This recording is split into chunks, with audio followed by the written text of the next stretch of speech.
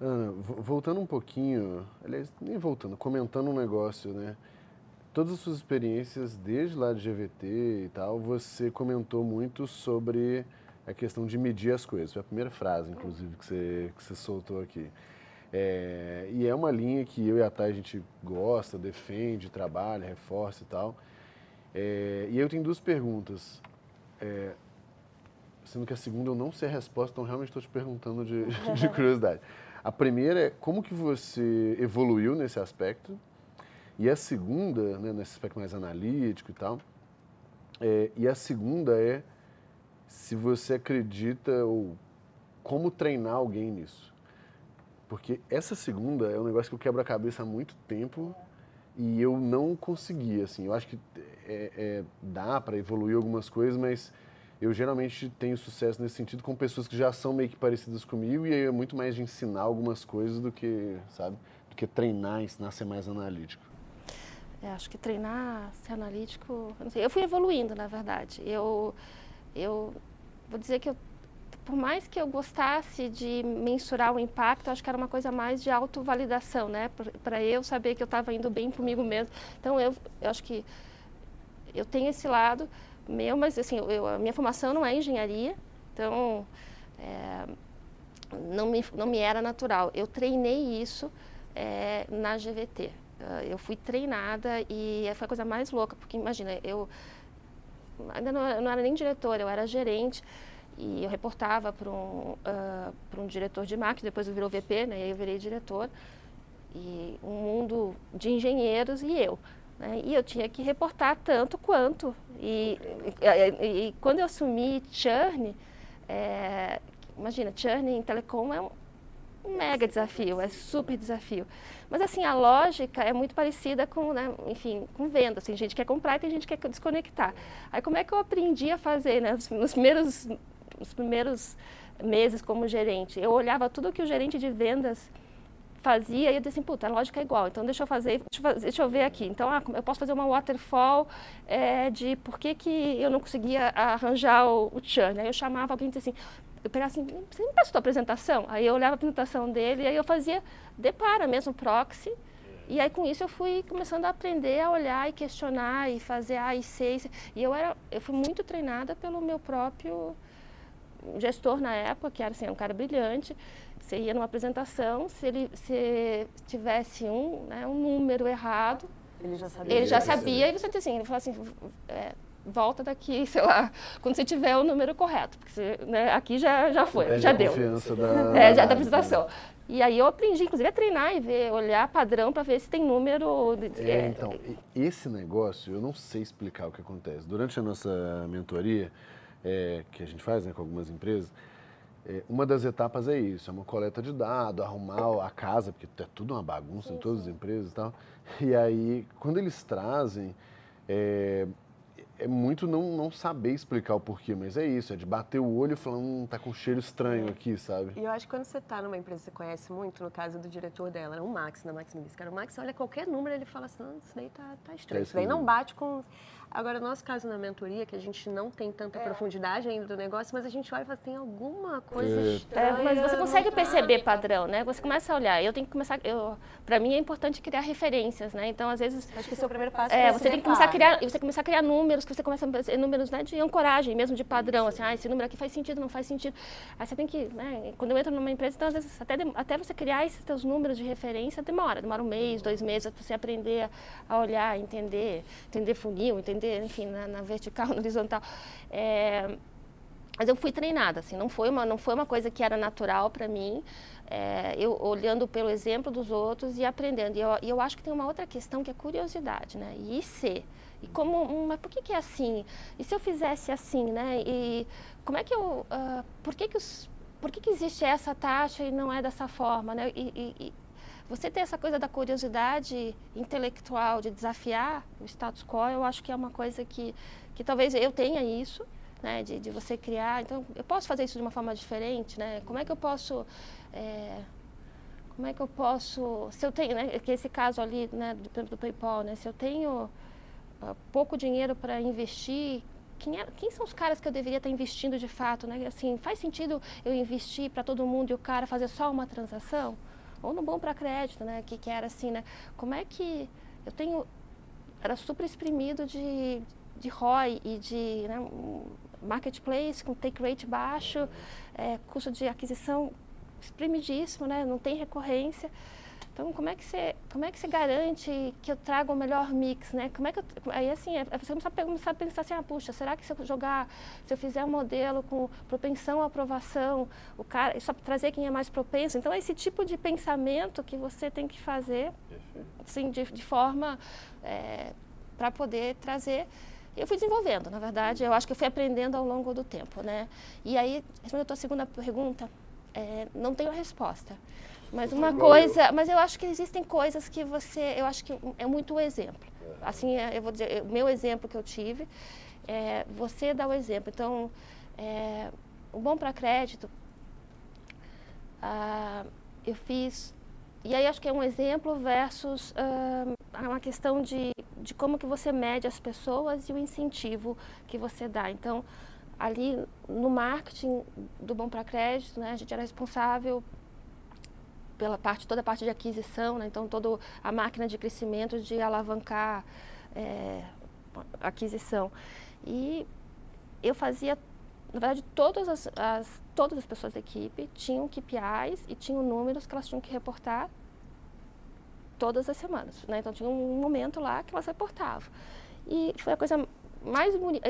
E aí as pessoas, assim, uma analista júnior que cuidava do CRM, menina brilhante, ia lá, reportava, e aí você vai fazendo pergunta, vai mostrando, agora vai fazer, agora, que tal se você faz análise assim, né? Que tal se você fosse fazer aqui? E uma coisa que eu aprendi também é deixar a pessoa exercitar. Por exemplo, vamos fazer agora a apresentação para o CEO, review de marketing, né? Com um monte de os números todos, né? Aquela coisa meio de consultoria, assim, aquela coisa, né? Façam assim, eu meio que sempre assim, eu contar o storytelling que eu gostaria é esse. Só os bullets, né? Só os bullets. Agora constrói e deixa a pessoa construir do jeito dela a análise. Às vezes vai vir com um gráfico que não faz muito sentido, às vezes vai vir genial, depende da pessoa. E aí você vai construindo em conjunto, né? Mas tem até uma coisa que eu achei, esse foi um aprendizado para mim, né? De você criar essa cultura do accountable, né? Se você cria isso, as pessoas começam a incorporar e trazem para si também. E tem um exemplo, né, dessa coisa do bom para crédito, que a gente começou a criar essa rotina de as pessoas reportarem os resultados,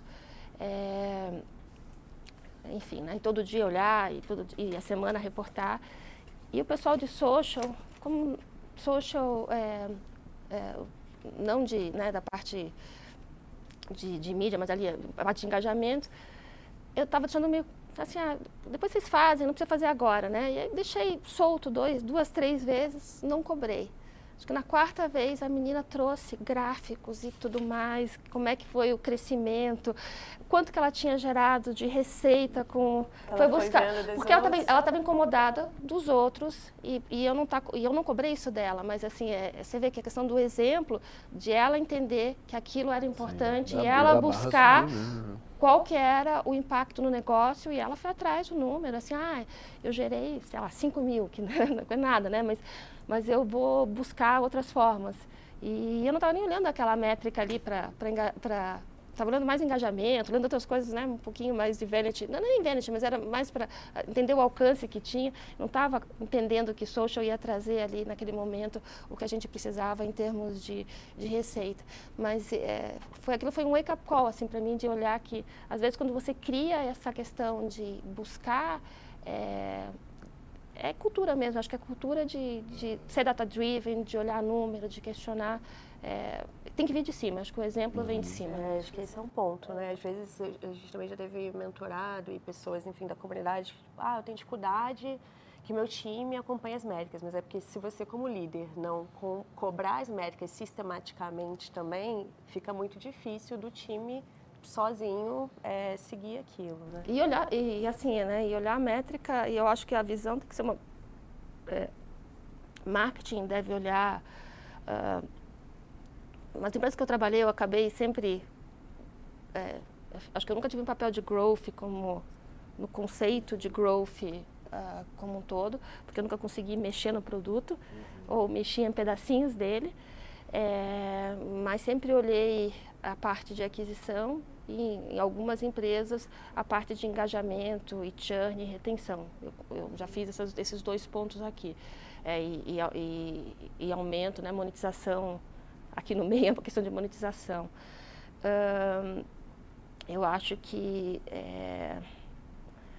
a marketing, a gente tem que saber olhar o funil inteiro, né? Você tem que olhar, se você responde só por aquisição, tem que entender se você está olhando, enfim, muda muito por canal, muda muito por campanha, e se olhar este mix, olhar o quanto que isso vai virar de cliente de verdade, o funil de aquisição, ou a receita, o LTV que essa pessoa vai gerar, esse olhar 360, mesmo que você não seja responsável. Prazo também, assim, né? De LTV mesmo, o canal vai trazer, enfim, e tem coisas que são contra-intuitivas no final das contas, né? Tem um case ali que eu adoro, do PayPal, que para mim eu acho que o grande, que eu tenho mais orgulho de ter feito no PayPal, foi esse case. Eu respondia por meta de aquisição PF, né, da carteira da wallet, então o B2C.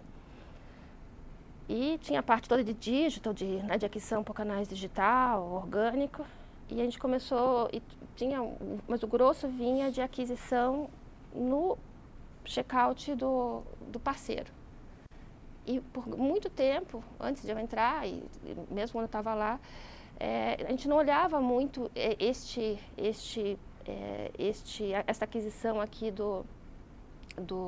desse parceiro. E o que acontecia? Então, a gente fazia muito incentivo, usava a verba para fazer a aquisição no ponto frio, vou dar um exemplo. E eu trazia um cara que comprava uma geladeira, e ele queria o frete grátis, e ele nunca mais ia usar o PayPal. Então, o churn é altíssimo. E aí, quando a gente começou, teve alguns testes fora do país, uma coisa que chama Everyday Spender, que é o cara que gasta pouquinho, mas ele usa muito. Quando a gente começou no Brasil, as plataformas digitais, os grandes players, Uber, 99, Ingresso.com, iFood, enfim.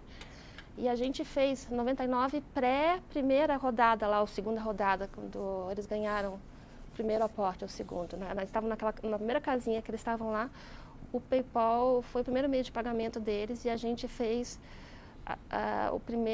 a gente fez o teste de incentivo. Então, a gente fez a corrida subsidiada. Isso, né? A gente fez de 5, aí a gente fez teste até de elasticidade de preço, só que era meio tabajara, porque não tinha ainda assim toda a tecnologia, então era numa cidade era 5, na outra 10, na outra era 15. Enfim, a gente foi com 10, que era onde tinha a melhor combinação. E aí fez o teste, e aí quando a gente começou a ver os resultados, e aí isso foi um papel muito que eu trouxe de olhar, a gente fez isso ao longo de 1 ano, a gente entendeu que, né, se você olhar é contraintuitiva, porque esse cara tem um ticket médio muito pequenininho, mas o LTV dele, a recorrência é tão grande, o network effect, enfim, o churn é muito menor, porque ele engaja muito mais rápido, e ele usa em outros merchants, porque ele já é mais, vamos dizer, um early adopter, principalmente aqueles primeiros, né? Então, essa capacidade de conseguir olhar e conectar essas coisas todas e mobilizar a empresa para dizer, olha que bacana isso aqui, vamos pegar mais gente e fazer, eu te dou a verba. Eu dizia para a área comercial, vai atrás do ingresso, vai atrás de não sei o que. Eu tenho uma verba aqui, a gente monta o business case em conjunto e a gente faz. Está claramente fazendo growth ali. Agora. E esse subsídio entra como CAC ali do negócio. Sim, né? sim. E o CAC muito menor do que canal de performance, de qualquer coisa, de page, CAC baixíssimo.